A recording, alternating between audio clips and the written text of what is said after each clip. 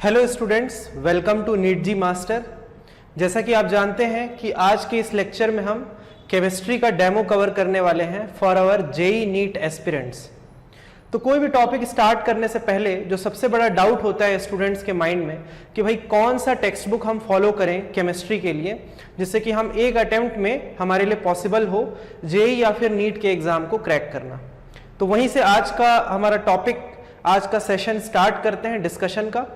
ठीक है, देखिए तो स्टूडेंट्स, जैसा कि आप जानते हैं कि हमारा केमिस्ट्री का जो सिलेबस है वो 3 ब्रांचेस में डिवाइडेड है 11th 12th केमिस्ट्री का। फिजिकल केमिस्ट्री, ऑर्गेनिक और इनऑर्गेनिक, यही 3 ब्रांचेस होते हैं केमिस्ट्री के। तो मैं आपको बताना चाहता हूं कि जो सबसे बेस्ट बुक है, जो सिलेबस आपको फॉलो करना है for JEE and NEET exam, वो है एनसीईआरटी।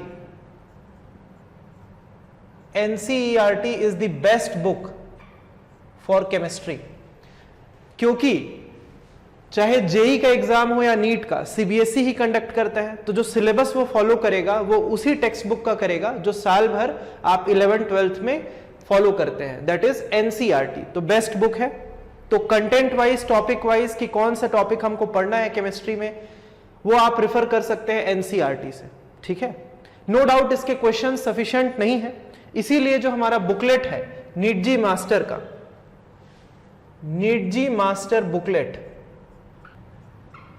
ये हम स्टूडेंट्स को प्रोवाइड करते हैं, जिसमें कि n नंबर ऑफ क्वेश्चंस हैं हर चैप्टर के, प्रीवियस ईयर क्वेश्चंस भी हैं नीट और जेई के। ठीक है, तो इस बुकलेट से आप थियरी भी रिफर कर सकते हैं, इंपॉर्टेंट कंसेप्ट्स, फॉर्मूले और क्वेश्चंस तो बहुत सारे हैं। ठीक है, किस तरीके से सॉल्व करना है, क्या सीक्वेंस होना चाहिए, क्या टेक्निक, वो आपको बिल्कुल प्रॉपर तरीके से गाइड किया जाएगा। तो मेरे अकॉर्डिंग पर्सनल सजेशन ये है कि एनसीईआरटी आप कंटेंट के लिए फॉलो करिए, सिलेबस के लिए, और जो हमारा बुकलेट है नीट जी मास्टर का, उससे आप क्वेश्चंस बनाइए, इतना मोर देन इनफ है। फिर भी अगर डेप्थ में अगर हमको कोई टॉपिक रिफर करना हो केमिस्ट्री के अंदर, तो फिजिकल केमिस्ट्री में आप रेफर कर सकते हैं पी बहादुर, ऑर्गेनिक केमिस्ट्री के लिए ओपी टंडन, और इनऑर्गेनिक केमिस्ट्री में जेडी ली। तो ये कुछ टेक्स्ट बुक्स है। ठीक, इसके अलावा जो मेन रिक्वायरमेंट है किसी भी स्टूडेंट के लिए जेई या फिर नीट के एग्जाम को फर्स्ट अटेम्प्ट में क्रैक करने का, वो है नंबर 1 कि आपका कैलकुलेशन स्ट्रांग होना चाहिए। किस तरीके का calculation? Scientific calculation. Scientific calculation तो फिजिक्स में भी बहुत ज्यादा यूज होता है। एग्जाम्पल मैं दूंगा आपको एक, जिससे कि आप बेटर समझ पाएंगे। जैसे मान लीजिए 6.023 10 पावर 23 को अगर हमको डिवाइड करना है 1.6 10 पावर -19 से, और वहीं पे साथ में मान लीजिए ऐसा कुछ स्क्वायर रूट भी है 58.6। तो इस तरीके का जो कैलकुलेशन है जो कि 10 के पावर में होता है, उसको हम बोलते हैं साइंटिफिक कैलकुलेशन। तो ये आपको बहुत स्ट्रांग रखना है। अगर आपका कैलकुलेशन स्ट्रांग होगा और एक्यूरेट होगा तो आपका आंसर एक बार में आएगा। ठीक है, और साथ ही साथ कैलकुलेशन स्ट्रांग होने से जो सेकंड रिक्वायरमेंट है इन एग्जाम्स के लिए, वो है स्पीड। आपका स्पीड ऑटोमेटिकली इंप्रूव हो जाएगा। जैसे कि आप जानते हैं कोई भी कॉम्पिटिटिव एग्जाम हो, पूरा खेल स्पीड पे ही बेस्ड है। नीट एस्पिरेंट्स को तो और कम टाइम मिलता है एक क्वेश्चन को अटेम्प्ट करने के लिए। तो जितना जल्दी हो सके हमारा ये कोशिश होना चाहिए कि हम क्वेश्चंस को जल्दी समझें, अंडरस्टैंडिंग हमारी अच्छी हो, धीरे धीरे होगा प्रैक्टिस से, और कैलकुलेशन इतना स्ट्रांग हो कि बहुत जल्दी हम कैलकुलेट कर पाए और एक्यूरेट हो, ताकि एक बार में आंसर आए, ऑटोमेटिक हमारा स्पीड इंक्रीज हो जाएगा। ठीक है, तो ये 2 मिनिमम रिक्वायरमेंट्स हैं। आप खुद टेस्ट कर सकते हैं अपने लिए एज इंडिविजुअल कि क्या हमारा कैलकुलेशन और स्पीड जो है क्वेश्चन को अटेम्प्ट करने का वो ठीक है या नहीं। अगर नहीं है तो हमको फिर उस प्रॉपर ड्यूरेशन में जब तक हम तैयारी कर रहे हैं हमको इसको इंप्रूव करना होगा। ठीक है, तो अगर आप जेई नीट एस्पिरेंट है, चाहे आप क्रैश कोर्स के लिए एडमिशन ले रहे हो या फिर एज अ ड्रॉपर स्टूडेंट, ये सारे रिक्वायरमेंट्स हैं टेक्स्ट बुक के, और आपका पर्सनल रिक्वायरमेंट ये आपको इसके बारे में पता होना चाहिए। ठीक है, तो स्टूडेंट्स, जैसे कि मैंने बताया कि अभी हमारा जो टॉपिक रहेगा वो है basic concepts of physical chemistry. ठीक है, बिल्कुल बेसिक सा चैप्टर है, क्लास 11th केमिस्ट्री का पहला चैप्टर होता है ये। इसके अंदर ऐसे कुछ इंपॉर्टेंट टर्म्स, फॉर्मूले और कंसेप्ट्स हम डिस्कस करेंगे जो आगे आने वाले हर एक फिजिकल केमिस्ट्री के चैप्टर में, चाहे वो क्लास 11th का सिलेबस हो या 12th का, हर जगह ये यूज होता है। जैसे कि मोल कंसेप्ट, वेरी वेरी इंपॉर्टेंट, आज वही टॉपिक हम डिटेल में यहाँ पे कवर करेंगे, दैट इज मोल कंसेप्ट। कुछ क्वेश्चंस भी मैं आपको करवाऊंगा जेई और नीट के जो प्रीवियस ईयर क्वेश्चंस आए हुए हैं, जिससे कि आपको आइडिया हो जाएगा कि उस टॉपिक को कितने डेप्थ पे हमको प्रिपेयर करना है। सिर्फ एक ही टॉपिक हम लेंगे, मोल कंसेप्ट, कि कितने डेप्थ पे हमको प्रिपेयर करना है और किस लेवल के क्वेश्चंस आते हैं। ठीक है, तो चलिए स्टार्ट करते हैं basic concepts of physical chemistry. तो इस चैप्टर को मोल कंसेप्ट पढ़ने से पहले कुछ और भी इंपॉर्टेंट टर्म्स हैं जो आपको पता होना चाहिए, तभी आप बिल्कुल प्रॉपरली उस टॉपिक को अच्छे से समझ सकते हैं। तो देखिए, first very important term that is elements. तो बहुत पहले से आप पढ़ते आ रहे हैं क्लास 8th 9th से एलिमेंट्स के बारे में, फिर भी मैं एक बार यहां पे आपको ब्रीफली बताना चाहूंगा। तो एलिमेंट्स आर प्योर सब्सटेंस। किस तरीके के pure substance? Naturally occurring pure substance. ठीक है, जिसको कि हम आर्टिफिशियली जनरेट नहीं कर सकते।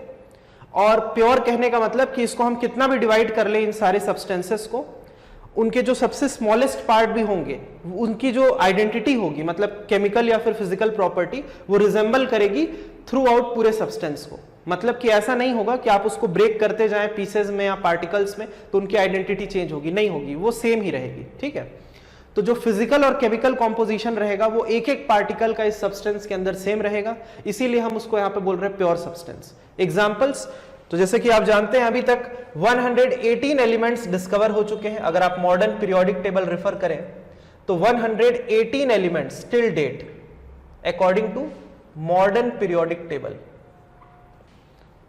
इसको अगर हम ब्रॉडली क्लासिफाई करें तो दो मेन ग्रुप में क्लासिफाई कर सकते हैं स्टूडेंट्स। पहला है मेटल्स, दूसरा नॉन मेटल्स। मान लेते हैं कि मेटलॉइड्स भी नॉन मेटल्स के अंदर ही यहां पे मैं काउंट कर रहा हूं, एक रफ आइडिया आपको मिल जाएगा। ठीक है, मेटल्स अगर हम देखें तो लगभग 85% एलिमेंट्स जो पीरियोडिक टेबल में प्रेजेंट हैं आज के डेट में, वो सारे के सारे मेटल्स हैं। जैसे कि example copper, iron, sodium etcetera. ठीक है, तो बहुत सारे हैं मेटल्स, लगभग 85% एलिमेंट्स जो हमारे पीरियोडिक टेबल में है मेटल के फॉर्म में है। दूसरा नॉन मेटल्स, जैसे कि एग्जांपल कार्बन, हाइड्रोजन, ऑक्सीजन, है ना, और नाइट्रोजन एक्सेट्रा। मेटलॉइड्स में अगर इसको काउंट कर लें नॉन मेटल्स के अंदर ही, तो जैसे कि सिलिकॉन, जर्मेनियम। ठीक, तो रिमेनिंग जो 15% एलिमेंट्स हैं वो नॉन मेटल्स या मेटलॉइड्स के फॉर्म में है। अगर फिजिकल स्टेट में इसको फर्दर क्लासिफाई करें तो देखिए, तो फर्दर हम सारे एलिमेंट्स को on the basis of physical state 3 group में क्लासिफाई कर सकते हैं, सॉलिड, लिक्विड और गैस। जिसमें आपको बताना चाहूंगा मैं कि लगभग 90% एलिमेंट्स जो हैं, चाहे वो मेटल्स हों या नॉन मेटल्स, सॉलिड स्टेट में एग्जिस्ट करते हैं। सिर्फ 2 ही ऐसे एलिमेंट हैं, ओनली 2 एलिमेंट्स जो लिक्विड स्टेट में एग्जिस्ट करते हैं। ठीक है, आप नाम जानते होंगे। मेटल में वो होता है मर्क्यूरी और नॉन मेटल में ब्रोमीन। तो मेटल जो लिक्विड स्टेट में एग्जिस्ट करता है मर्क्यूरी और नॉन मेटल ब्रोमीन। तो सिर्फ 2 ही एलिमेंट्स हैं जो लिक्विड स्टेट में एग्जिस्ट करते हैं। बाकी 11 गैसेस होते हैं अगर आप पीरियोडिक टेबल चेक करें। जैसे कि कुछ एग्जांपल्स मैं आपको देता हूं, hydrogen gas, nitrogen, oxygen, chlorine etcetera. तो ऐसे अगर आप काउंट करेंगे तो गिन करके 11 गैशियस फॉर्म में हमारे एलिमेंट्स एग्जिस्ट करते हैं। तो ये है एक ब्रीफ पिक्चर एलिमेंट्स के बारे में, क्योंकि इस चैप्टर में जब भी हम मोल कंसेप्ट जैसे पढ़ेंगे तो कोई ना कोई सब्सटेंस के बारे में ही स्टडी करेंगे, उसी का मास निकालेंगे, वॉल्यूम निकालेंगे, नंबर ऑफ पार्टिकल्स निकालेंगे। तो जो सब्सटेंस है वो बेसिकली अगर प्योर स्टेट में है तो वो एलिमेंट कहलाएगा। और उसी का ये एक ब्रीफ आइडिया मैं आपको देना चाहता था ठीक है, तो एक्सपेक्टेड है, क्लियर हो चुका होगा। इसके बाद जो नेक्स्ट इंपॉर्टेंट टर्म आपको पता होना चाहिए वो है एटम्स। Very easy. तो जिस तरीके से human body different different parts को कंबाइन करके बना हुआ है, जैसे कि ऑर्गन्स, फिर ऑर्गन्स को अगर आप कंबाइन करेंगे ऑर्गन सिस्टम, ठीक है, लेकिन जो सबसे स्मॉलेस्ट पार्टिकल होता है ह्यूमन बॉडी के अंदर वो है सेल। सेल से बनता है टिश्यू, टिश्यू से ऑर्गन, ऑर्गन से ऑर्गन सिस्टम, फिर पूरी ह्यूमन बॉडी। ठीक वैसे ही जितने भी हमारे एलिमेंट्स हैं या कोई भी सब्सटेंस है जो नेचर में एग्जिस्ट करता है, उसका जो सबसे स्मॉलेस्ट पार्टिकल होता है उसको हम बोलते हैं atom, means building block of matter. क्या हो गया? Building block of matter. Matter मतलब सब्सटेंस, ठीक है। तो atoms are the smallest particle of any matter. Atom को हम फर्दर डिवाइड भी कर सकते हैं, वो आप जानते हैं, सब atomic particles, electron, protons, neutrons. तो उस टॉपिक को हम डिटेल में आगे के चैप्टर्स में कवर करेंगे, फिलहाल अभी इसको यहीं तक रखते हैं। नेक्स्ट जो important term and very very important, क्योंकि ये सबसे ज्यादा कंफ्यूजिंग भी यही है, वो है मॉलिक्यूल्स और कंपाउंड्स। Molecules and compounds. तो एलिमेंट्स हमको आसानी से समझ में आ जाता है, एटम तो ठीक है, क्लियर है भाई, सबसे स्मॉलेस्ट पार्टिकल, लेकिन मॉलिक्यूल और कंपाउंड में सबसे अधिक डाउट्स होता है स्टूडेंट्स को, तो इसको थोड़ा सा हम डिस्कस करेंगे डिटेल में। तो इतना अगर आप चाहें तो नोट कर सकते हैं, फिर इसके बाद फिर मैं इसको मिटा करके मॉलिक्यूल्स एंड कंपाउंड्स आपके साथ डिस्कस करता हूं। तो देखिए स्टूडेंट्स, जैसे कि मैंने बताया, मॉलिक्यूल्स एंड कंपाउंड्स हमारा नेक्स्ट टर्म है, इंपॉर्टेंट टर्म। तो सबसे पहले जो सिमिलैरिटी है दोनों के बीच में, कंपाउंड और मॉलिक्यूल के बीच में, वो है they are the group of atoms. Group of atoms. तो एटम्स आप जानते हैं स्मॉलेस्ट पार्टिकल होता है किसी भी सब्सटेंस का। अगर एटम्स का ग्रुप बना दिया जाए तो उसको हम मॉलिक्यूल भी बोल सकते हैं, कंपाउंड भी बोल सकते हैं। तो ये पॉइंट जो है सिमिलर है दोनों में, ठीक है। तो मॉलिक्यूल्स को भी हम ग्रुप ऑफ एटम्स बोलते हैं, कंपाउंड को भी ग्रुप ऑफ एटम्स ही बोलते हैं। अब डिफरेंस क्या है, ध्यान से देखिएगा। इसको हम दो ग्रुप में कैटेगराइज कर देते हैं। तो देखिए कौन से दो कैटेगरी में डिवाइड कर दिया गया है यहां पे ग्रुप ऑफ एटम्स को।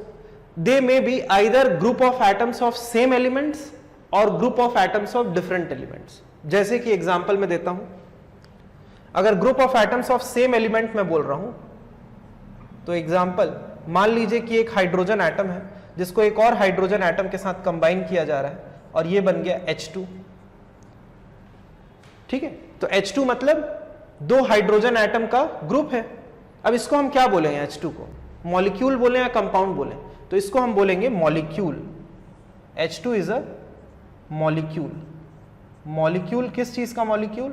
Molecule of hydrogen. तो एक बात तो तय है यहां पे कि जो मॉलिक्यूल है it is group of atoms of same element, ठीक है। यहीं पे अगर हम डिफरेंट एलिमेंट्स के एटम का ग्रुप लें, जैसे कि एग्जांपल देखिए कि सपोज एक एटम हाइड्रोजन, एक और एटम हाइड्रोजन और एक एटम ऑक्सीजन, इन सभी को अगर आप कंबाइन करेंगे तो क्या बनेगा? Obviously water. वाटर बन गया। अब क्योंकि ये group of atoms of different elements है, वाटर जो बना है यहां पे, इसको हम बोलेंगे कंपाउंड।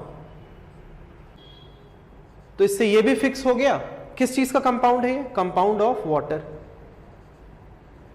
तो इससे ये फिक्स हो गया कि जो कंपाउंड है हमारा वो ग्रुप ऑफ एटम्स तो है लेकिन डिफरेंट एलिमेंट्स के एटम का ग्रुप है, जैसे कि ये वाटर का कंपाउंड। आई बात समझ में? तो यहां तक भी ठीक है सब, उतना कोई खास कंफ्यूजन आपको हुआ नहीं होगा।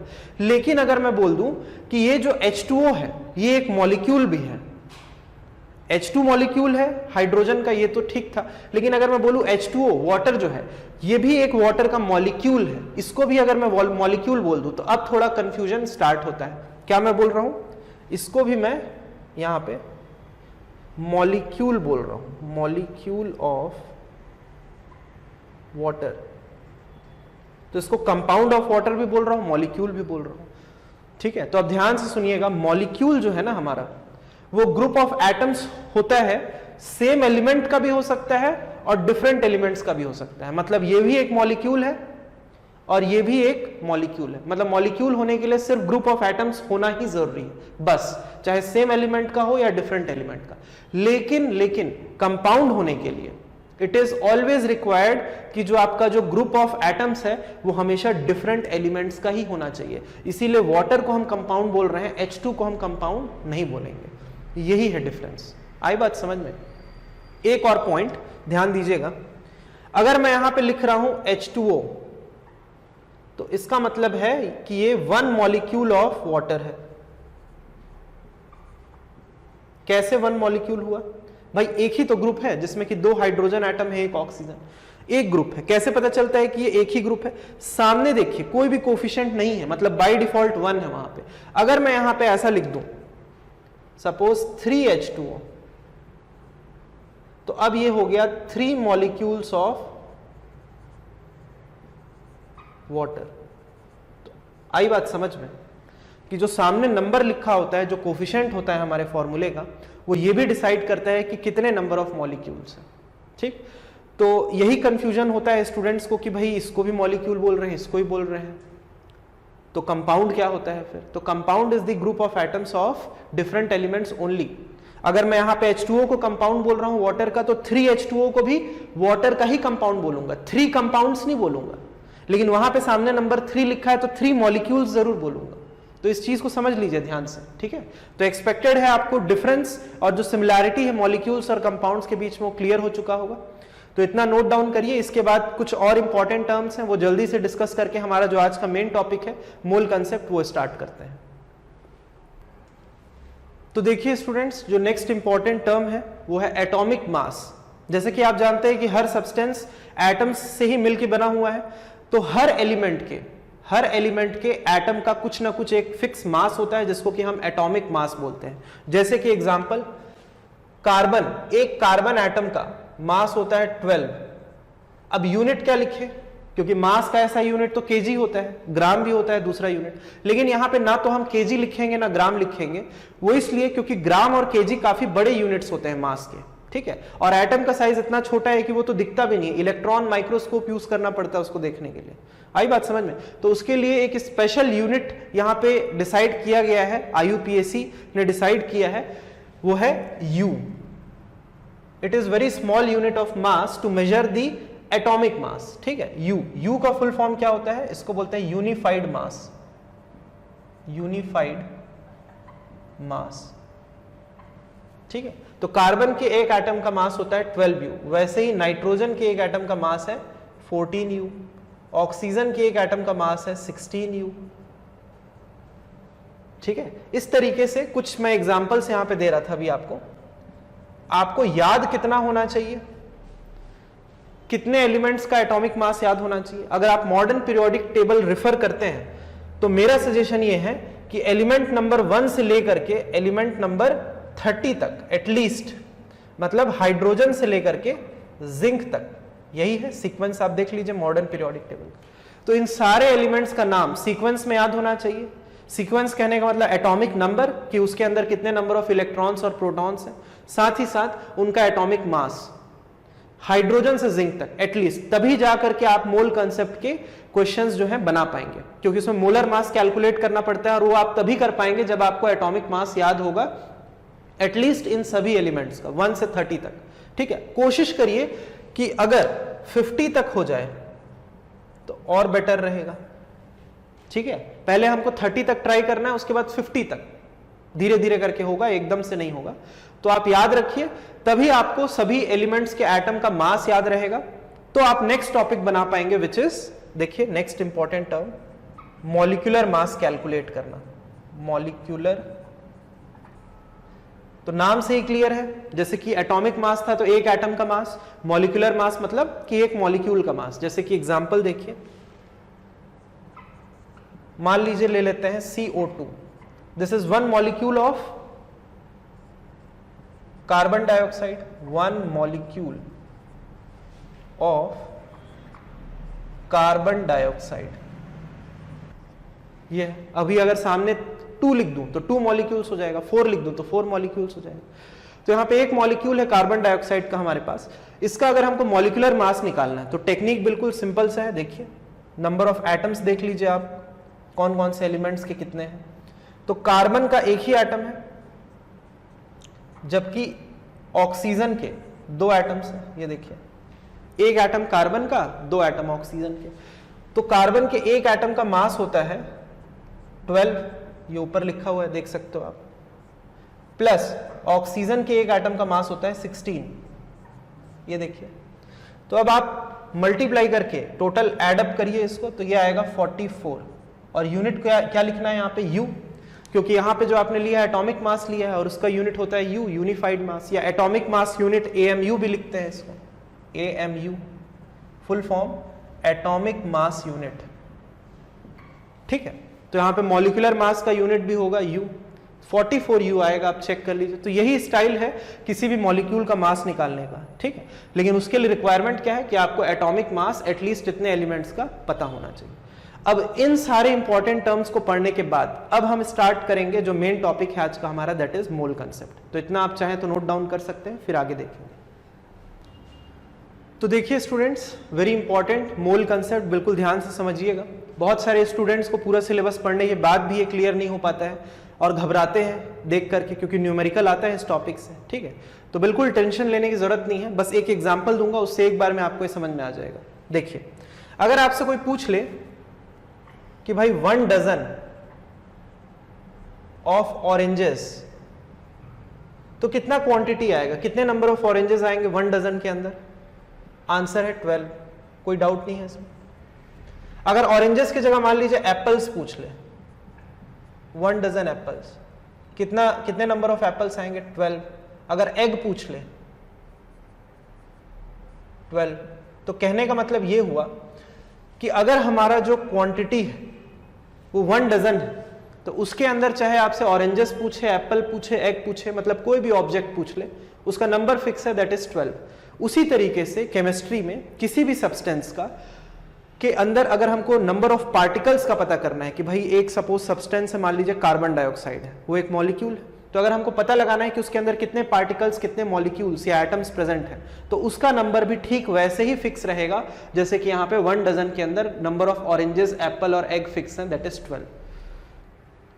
तो यहाँ पे आप देखिए 3 ब्रांचेस मैंने ड्रॉ किए हैं, तो ऑब्वियस है कि 3 अलग अलग डेफिनेशन होंगे मोल कंसेप्ट के। तो जो पहला डेफिनेशन है वो इसी तरीके से नंबर ऑफ पार्टिकल्स पे बेस्ड है कि अगर 1 मोल ऑफ एनी सब्सटेंस हो, 1 मोल ऑफ एनी सब्सटेंस, कोई भी सब्सटेंस ले लीजिए आप, अगर उसकी क्वांटिटी 1 मोल है, ठीक वैसे ही जैसे यहां पे 1 डजन है, तो on the basis of number of particles, on the basis of number of particles 1 मोल में कितने पार्टिकल्स आएंगे उसका नंबर भी वैसे ही फिक्स है जैसे कि 1 डजन में ये फिक्स है, नंबर 12, ठीक है। तो कितने नंबर ऑफ पार्टिकल्स होंगे वो वैल्यू फिक्स है, दैट इज 6.023 इंटू 10 पावर 23।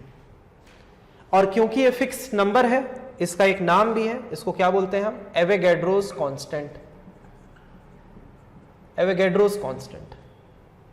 इसको लेटर NA से रिप्रेजेंट करते हैं। तो कई बार ऐसा होता है कि हमको क्वेश्चन में ये लिखा हुआ दिखता है सिंबल NA, तो ये सिंबॉलिक रिप्रेजेंटेशन है एवोगैड्रोस कांस्टेंट का, जिसका नंबर फिक्स है 6.023 10 पावर 23। कहने का मतलब कि इतने नंबर ऑफ पार्टिकल्स रहेंगे 1 मोल के अंदर, जैसे कि 1 डजन में नंबर ऑफ ऑब्जेक्ट्स 12 फिक्स है, वैसे ही 1 मोल में इतने नंबर ऑफ पार्टिकल्स फिक्स हैं, चाहे कोई भी सब्सटेंस हो, एनी सब्सटेंस, कार्बन डाइऑक्साइड हो, वाटर हो, ऑक्सीजन हो, नाइट्रोजन हो, कोई भी एलिमेंट हो या कंपाउंड हो, उसके अंदर इतने नंबर ऑफ पार्टिकल्स फिक्स हैं। अब जो दूसरा सबसे बड़ा कंफ्यूजन होता है कि पार्टिकल्स मतलब क्या? पार्टिकल्स मतलब, देखिए इधर ध्यान से, 2 पॉसिबिलिटी बनती है यहां पर कि पार्टिकल्स का मतलब एटम्स भी हो सकता है, क्योंकि एटम्स भी पार्टिकल है, और मॉलिक्यूल्स भी हो सकता है। तो कब हमको एटम यूज करना है, कब मॉलिक्यूल यूज करना है, इसको समझने के लिए तुरंत मैं एक एग्जांपल दूंगा, आपका डाउट जो है वो क्लियर हो जाएगा। देखिए, सपोज किसी ने बोल दिया there are 3 moles of oxygen gas. Oxygen एक गैस, डायटोमिक गैस, मतलब उसके एक मॉलिक्यूल के अंदर 2 एटम एग्जिस्ट करते हैं, उसकी एटॉमिसिटी 2 होती है। तो अब आप ये चेक करिए कि ये जो ऑक्सीजन गैस है, क्या ये एटम है कि मॉलिक्यूल है? क्योंकि वो ग्रुप ऑफ एटम हमको दिख रहा है, तो it is oxygen molecule. Molecule है वो। तो अब अकॉर्डिंग टू दिस डेफिनेशन कि 1 mole of any substance contain 6.023 10 power 23 particles, तो यहां पे आ जाएंगे इसके अंदर 3 मोल्स ऑफ ऑक्सीजन गैस में 3 इंटू 6.023 इंटू 10 पावर 23। अब एटम्स लिखें कि मॉलिक्यूल्स लिखें, तो क्योंकि ऑक्सीजन खुद एक मॉलिक्यूल है, ग्रुप ऑफ एटम है, इसलिए यहां पे लिखना है मॉलिक्यूल्स, एटम्स नहीं, मॉलिक्यूल्स आ गया। आप बता सकते हैं कि ऑक्सीजन के एक मॉलिक्यूल में कितने एटम्स हैं? वेरी इजी, O2 के अंदर भाई 2 एटम्स हैं, एक ऑक्सीजन मॉलिक्यूल में 2 एटम्स हैं। तो मान लीजिए कि अगर किसी ने पूछ लिया कि नहीं हमको 3 मोल्स ऑफ ऑक्सीजन गैस में नंबर ऑफ एटम्स भी बताओ, मॉलिक्यूल्स तो ठीक है, नंबर ऑफ एटम्स भी बताओ, तो क्योंकि हम जानते हैं कि एक मॉलिक्यूल में 2 एटम्स हैं, तो इतने सारे मॉलिक्यूल्स में कितने होंगे? तो 2 से और एक्स्ट्रा मल्टीप्लाई कर देंगे इसको, क्योंकि एक मॉलिक्यूल में 2 एटम, तो इतने सारे मॉलिक्यूल्स में 3 इंटू 2 इंटू 6.023 और 10 पावर 23 ये ऑक्सीजन एटम्स आ जाएंगे इसके अंदर, इतने सारे। आई बात समझ में? इसको फिर आराम से आप मल्टीप्लाई कर लीजिए। देखिए साइंटिफिक कैलकुलेशन में आप 10 के पावर वाले नंबर को अलग रखो, मिक्स करने की जरूरत नहीं है, सिर्फ सामने के 3 नंबर्स को आप मल्टीप्लाई करिए और आपका आंसर भी 10 पावर 23 में आने दीजिए, कोई दिक्कत नहीं। तो उतने सारे एटम्स हैं और इतने मॉलिक्यूल्स हैं, यहाँ पे भी आप नंबर को मल्टीप्लाई कर सकते हैं। तो एक्सपेक्टेड है कि आपको ये एटम्स कब यूज करना है, मॉलिक्यूल्स कब यूज करना है, ये डाउट क्लियर हो चुका होगा। ठीक है, 1 बाय 1 आप नोट करिए, इतना पहले आप नोट डाउन कर लीजिए कॉपी में, फिर आगे देखते हैं।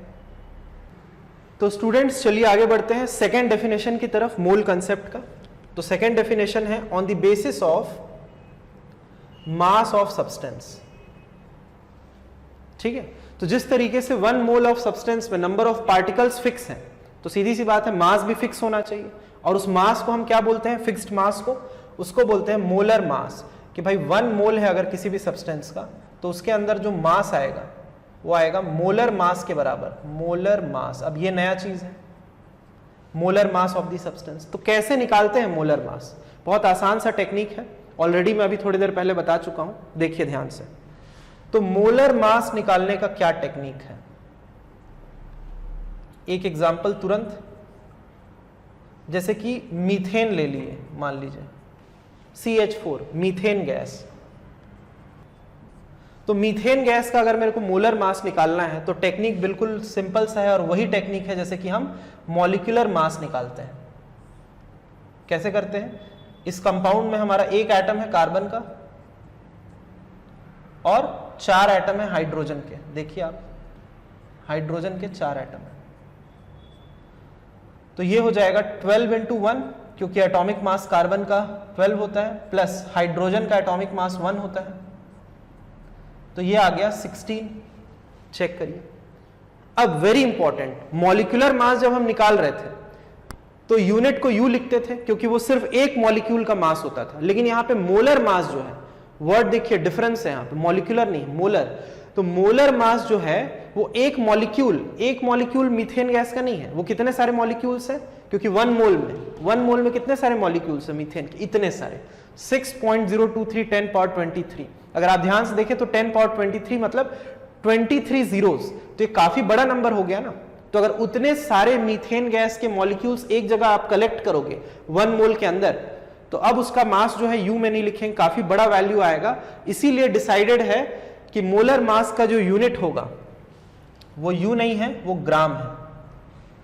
तो टेक्निक बिल्कुल सेम है जैसे मॉलिक्यूलर मास निकालते हैं, लेकिन यूनिट में यहां पे डिफरेंस है कि उसका यूनिट होगा ग्राम।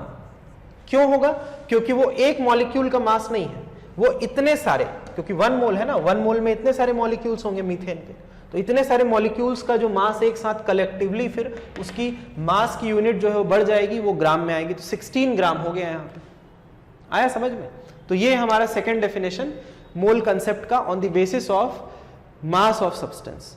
ठीक है, इसको भी आप नोट कर लीजिए आराम से। फिर जो थर्ड डेफिनेशन है वो देखेंगे, फिर आपस में तीनों को रिलेट कर देंगे और उसी के बेसिस पे आप फिर न्यूमेरिकल बना पाएंगे आगे। ठीक है, तो लिखिए। तो देखिए स्टूडेंट्स, थर्ड डेफिनेशन है हमारा 1 मोल ऑफ एनी सब्सटेंस का on the basis of volume. तो जिस तरीके से 1 मोल में नंबर ऑफ पार्टिकल्स फिक्स हैं, मास भी फिक्स है मोलर मास के बराबर, उसी तरीके से वॉल्यूम भी फिक्स होना चाहिए, लॉजिकल है बिल्कुल। तो कितना वॉल्यूम रहेगा सब्सटेंस का, 1 मोल है अगर उसकी क्वांटिटी, तो उसका आंसर है कि 1 mole of any substance contain, उसके अंदर रहेगा वॉल्यूम 22.4 लीटर, या फिर अगर आपको इसको सेंटीमीटर क्यूब में लिखना है तो इसको आप लिख सकते हैं 22400 सेंटीमीटर क्यूब या फिर 22400 ml। तो कई बार न्यूमेरिकल में क्या होता है कि लीटर की जगह सेंटीमीटर क्यूब ml इस तरीके का यूनिट है, तो आपको पता होना चाहिए कि 1 लीटर जो है वो 10 पावर 3 मतलब 1000 सेंटीमीटर क्यूब होता है और 1000 ml होता है, ठीक है। तो 1 mole of any substance will contain 22.4 litre volume, क्योंकि नंबर ऑफ पार्टिकल्स फिक्स है तो वो जितना स्पेस ऑक्यूपाई करेंगे उसी को वॉल्यूम बोलेंगे, वो भी फिक्स होना चाहिए, तो उसका नंबर है 22.4 लीटर। लेकिन only at STP, only eight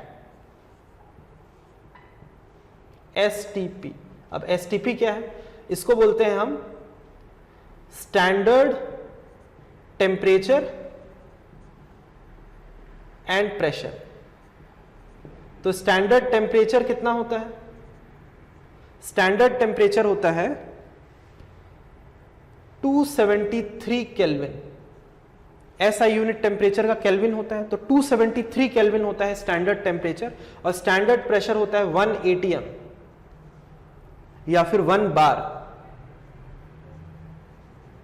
ठीक है। और भी कई सारे यूनिट्स होते हैं प्रेशर के, 1 atm 1 बार। एसआई यूनिट होता है पास्कल, पास्कल में होता है 10 पावर 5 पास्कल। एक यूनिट होता है mmHg, ठीक है, तो ये है आपका 760 mmHg। तो ये डिफरेंट यूनिट्स हैं, इसको हम कन्वर्ट करते रहते हैं, बट इंपॉर्टेंट ये है कि यहां पे सिर्फ और सिर्फ इसी टेम्परेचर और इसी प्रेशर पे ही किसी भी सब्सटेंस का वॉल्यूम जो है 1 मोल के अंदर 22.4 लीटर ऑक्यूपाई करेगा, only at 273 kelvin temperature and 1 atm pressure. क्योंकि अगर हम टेम्परेचर और प्रेशर को चेंज करते हैं तो उसके अंदर नंबर ऑफ पार्टिकल्स जो है वो अलग अलग स्पेस ऑक्यूपाई करेंगे। क्या होगा, गैस है तो एक्सपैंड हो जाएगा, मान लीजिए आपने टेम्परेचर इंक्रीज किया तो अब गैस एक्सपैंड हो रहा है तो ऑब्वियसली उसका वॉल्यूम इंक्रीज होगा। आई बात समझ में? अगर आप टेम्परेचर डिक्रीज कर रहे हैं, प्रेशर को इंक्रीज कर रहे हैं, गैस कंप्रेस हो जाएगा, तो सेम नंबर ऑफ पार्टिकल्स होने के बाद भी उसका जो वॉल्यूम ऑक्यूपाइड है उसकी वैल्यू अलग आएगी। तो सिर्फ और सिर्फ इसी टेम्परेचर और प्रेशर में 1 mole of any substance contain 22.4 litre. बाकी टेम्परेचर प्रेशर चेंज हुआ तो ये वैल्यू चेंज हो जाएगी। कितनी हो जाएगी, कैसे हम कैलकुलेट करेंगे, उसके लिए एक चैप्टर है states of matter, class 11th chemistry में एक चैप्टर होता है एनसीईआरटी में, उसमें आइडियल गैस इक्वेशन वाले टॉपिक के अंदर इसको हम डिस्कस करते हैं। बट फिलहाल अभी के लिए क्योंकि आप मोल कंसेप्ट पढ़ रहे हैं तो ये उसका डेफिनेशन हो गया 1 मोल ऑफ सब्सटेंस का on the basis of volume of substance. ये आप नोट डाउन कर सकते हैं स्टूडेंट्स। अब ये पूरा डेफिनेशन यहाँ पे क्लियर हो चुका है। लेकिन न्यूमेरिकल के लिए, न्यूमेरिकल जब आएगा तो इतना इजी नहीं आता है कि आपसे मान लीजिए 1 मोल में नंबर ऑफ पार्टिकल्स पूछ ले या मास पूछ ले, वो आपस में रिलेटेड रहते हैं, पार्टिकल्स, मास और वॉल्यूम। तो उसके लिए एक मैं आपको इंपॉर्टेंट टिप देना चाहूंगा। एक डायग्राम है जिसको हमेशा आप याद रखिएगा।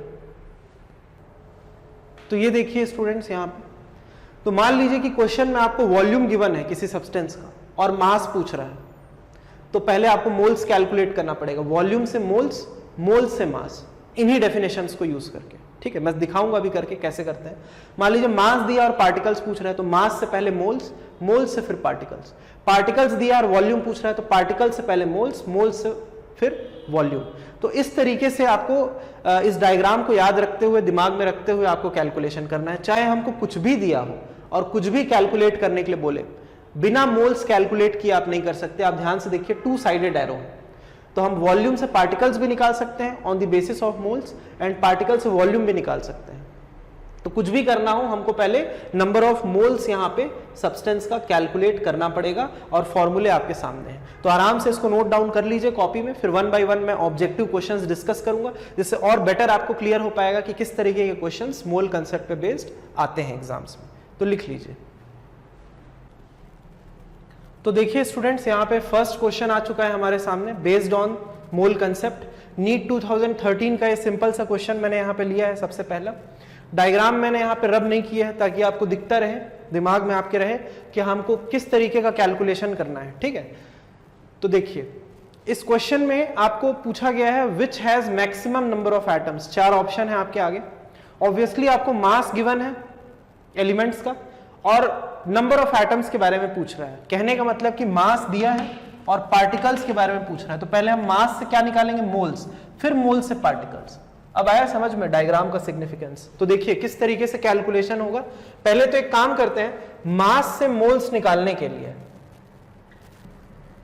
जो फॉर्मूला हमको यूज करना होगा वो है given mass by molar mass.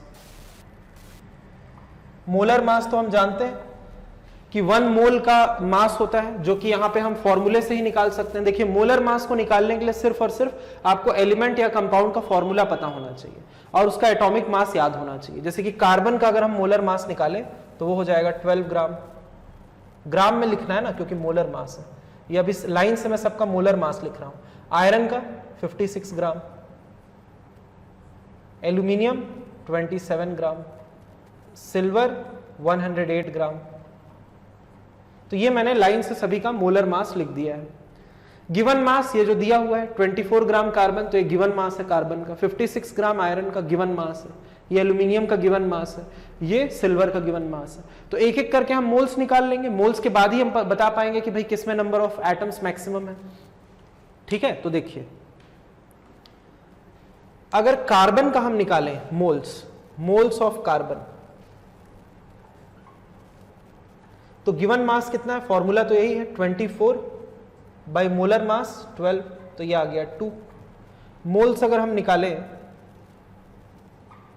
Iron का तो उसका भी गिवन मास है 56 और मोलर मास भी 56 ही है, देख लीजिए। ठीक है, ये लिखा मैंने 1 आ रहा है। अगर हम मोल्स निकालें, यहां पे लिख देता हूं मोल्स ऑफ एल्यूमिनियम, तो उसका गिवन मास है 26 ग्राम और मोलर मास है 27, तो अप्रॉक्स ये 0.98 कुछ आएगा, 0.9 के आसपास। और मोल्स अगर हम निकालें सिल्वर का तो गिवन मास 108 है और मोलर मास भी 108 होता है, तो ये 1 आ जाएगा। तो सबका नंबर ऑफ मोल्स हमने कैलकुलेट कर लिया है। अब नंबर ऑफ एटम्स आपसे पूछ रहा है, तो मास से मोल्स हमने निकाला, अब मोल्स से हम निकालेंगे नंबर ऑफ एटम्स।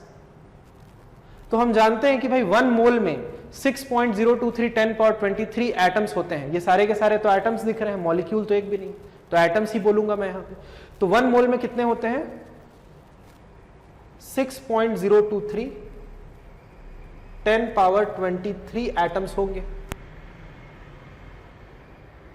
अब सबका नंबर ऑफ मोल्स आपके सामने है, तो बिना एवोगैड्रोस नंबर से मल्टीप्लाई किए भी हम आंसर बता सकते हैं स्टूडेंट्स, सिर्फ मोल्स निकाल के। तो क्लियरली हमको दिख रहा है कि मैक्सिमम नंबर ऑफ एटम्स पूछा था, तो जिसका मोल्स सबसे अधिक होगा, मतलब ऑप्शन ए 24 ग्राम कार्बन, वही आंसर हो गया है। यहां पे देख लीजिए आंसर, क्योंकि जिसमें नंबर ऑफ मोल्स सबसे अधिक आया है, देख लीजिए आप कंपेयर करके, इसका 2 आ रहा है, ये 1.981, तो उसी में नंबर ऑफ एटम्स भी सबसे ज्यादा होंगे ऑब्वियसली। ठीक है, अब सिर्फ तसल्ली के लिए, अपने वेरीफाई करने के लिए, इस नंबर से हम मल्टीप्लाई करके नंबर ऑफ एटम्स निकाल भी देते हैं।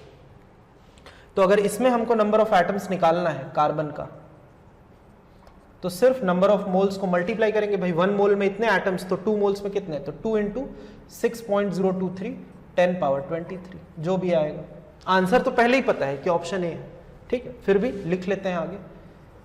नंबर ऑफ एटम्स यहां पे आयरन के 1 मोल है, तो 1 ×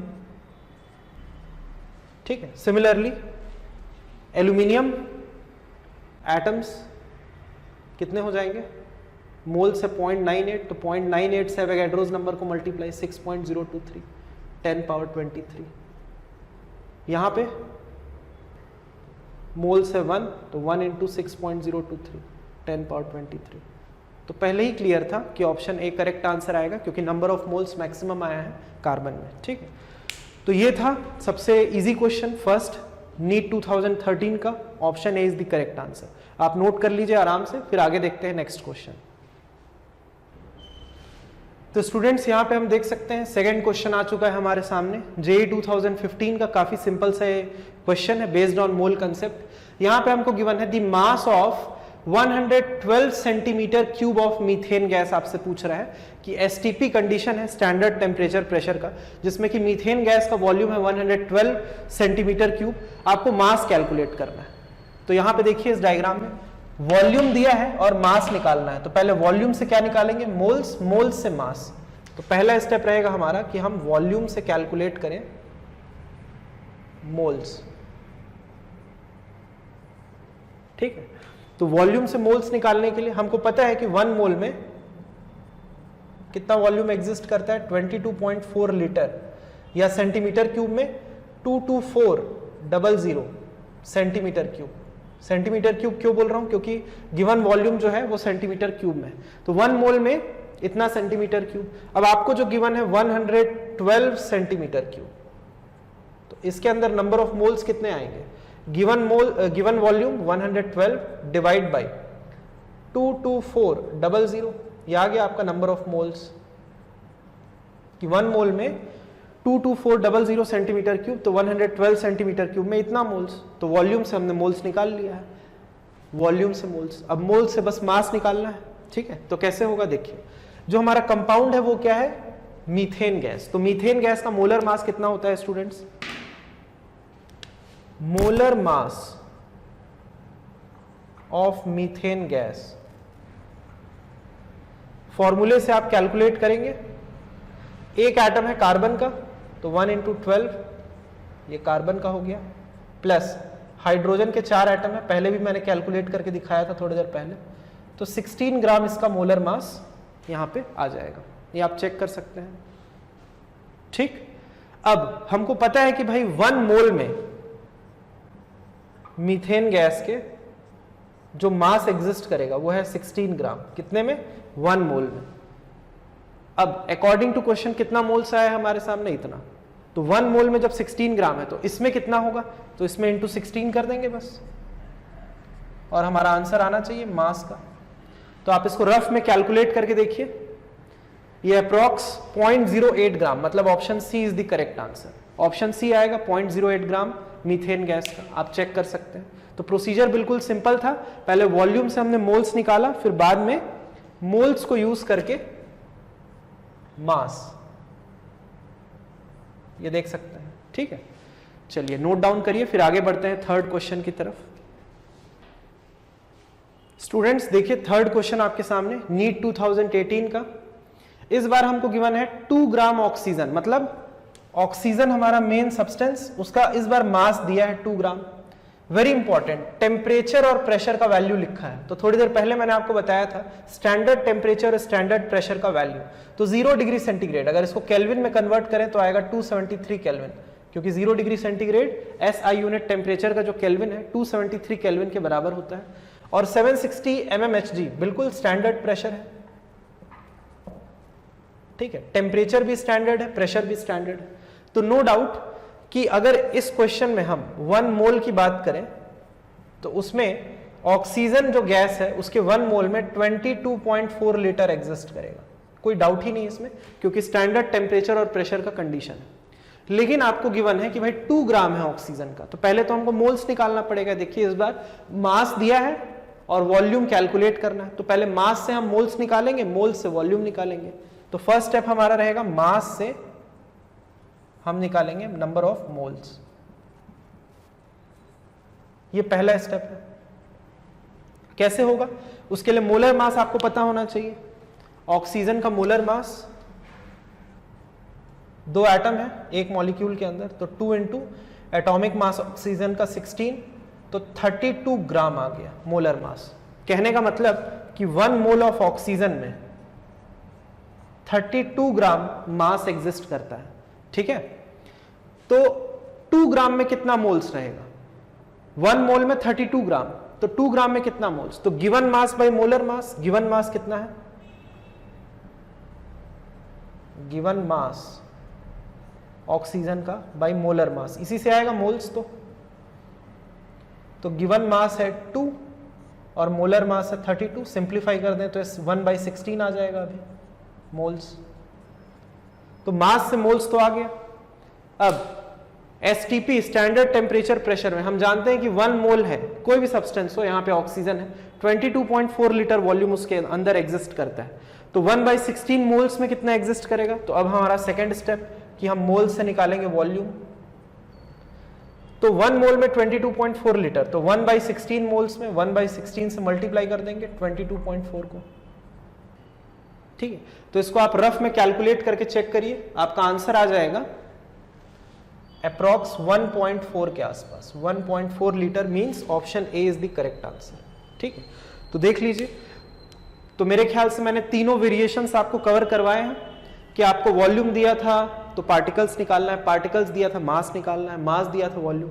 तो मेरे ख्याल से पॉइंट आप समझ चुके होंगे कि किस तरीके से हमारे क्वेश्चंस आते हैं मोल कंसेप्ट पे बेस्ड। ये काफी बेसिक क्वेश्चन है, ठीक है, और ये कंसेप्ट आगे के फिजिकल केमिस्ट्री के जो चैप्टर्स हैं उसमें उसके अंदर यूज होता है, ठीक है। जैसे मोलैरिटी, मोलालिटी, ये सब जो इंपॉर्टेंट टॉपिक्स हैं सॉल्यूशन चैप्टर के, उसके अंदर ये मोल कंसेप्ट बहुत ज्यादा यूज होता है। तो उसका बेसिक बहुत अच्छे से आपको क्लियर रहना चाहिए, फुल कमांड होना चाहिए, ठीक है। तो एक्सपेक्टेड है कि ये सारे क्वेश्चंस, एग्जांपल्स देख करके आपको ये टॉपिक क्लियर हुआ होगा। इसको आप नोट कर सकते हैं, थर्ड एग्जांपल। तो स्टूडेंट्स, एक्सपेक्टेड है कि आज का ये डेमो लेक्चर केमिस्ट्री का आपको पसंद आया होगा, समझ में आया होगा। तो बिल्कुल यही स्टाइल रहेगा students through out the session. साथ ही साथ 1-to-1 डाउट रिमूवल सेशंस भी हम कंडक्ट करते हैं, जिससे कि बेहिचक आप अपने डाउट्स क्लियर कर सकते हैं after the classes. Study material बहुत हाई क्वालिटी है, उसको आपको प्रॉपर तरीके से गाइड किया जाएगा कि किस सीक्वेंस में आपको बनाना है, सॉल्व करना है। तो मिलते हैं फिर नेक्स्ट ऑफलाइन क्लास के अंदर। Thank you.